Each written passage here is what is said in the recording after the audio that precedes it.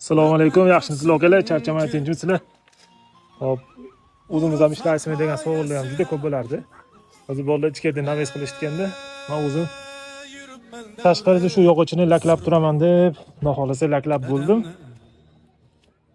To'g'risi gap, shu narsalarni laklab xotiralarim esimga tushib ketdi.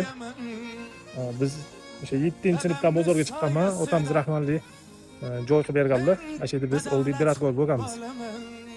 Shu joyda taxta darvoza sotardim. U kuni unda bozor kuni faqat asosiy bozor bo'lardi-da, keyin ko'pchilik darvoza olib chiqardi. Yog'och darvoza. Ular ichida sotganlar ham bo'lardi, sotmaganlar ham bo'lardi. Keyin biz shunaqa sota olmaganlarni pulini, darvozasini pulini berib olib qolib, keyingi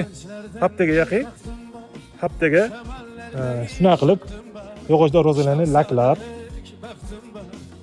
chiroyli qilib olib chiqardi. Otamiz rahmatli bizga shunaqa hunarlarni o'rgatib qo'yganlari uchun alohida minnatdorchilik bildiramiz. Endi otamiz ham, onamiz ham o'tib ketishgan, Alloh rahmat qilsin. Aqllarga duo qilib qo'yasizlar. Shunchalik bo'lib yurishimizga sababchi bo'lgan ota-onalarimiz, Alloh rahmat qilsin. Bundanda keyin qiladigan ishlarimizga Alloh taolo baraka ato qilsin.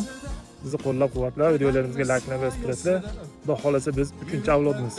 Otamiz otalari ham usta bo'lganlar. Biz xudo xolasa mana 3-avlod ketyapmiz. Duo qilib, videoni yaxshi do'stlarga jo'natib qo'yasizlar. Salomat bo'linglar, o'zingizga ehtiyot qiling. Ota-onalarimiz esimga tushdi. Shu narsani laklab turib, salomat bo'linglar.